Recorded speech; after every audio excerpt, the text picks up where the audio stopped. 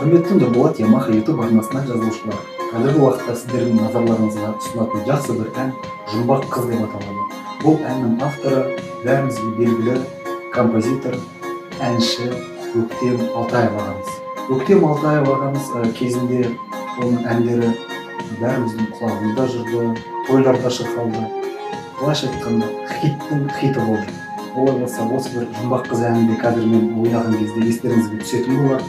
Егер естеріңізге түссе, қосыла шырқап, лайк басып, подписаться кнопкасын басып, комментарий жазып, осы қазақ ютубын, қазақтың баласын қолдап отырайық. Ал Өктем ағамыздан үлкен өтінішпен осы кавер ретінде орындаған «Жұмбақ қыз» әніне ешқандай өкпесі болмайтын шығар деген ойдамын. Өктем аға, сіз мені тыңдап отырсаңыз, олай болса осы әнді сіздің деңгейде тарта алмасақ та барынша тартуға тырысамыз. Қалаңыздар.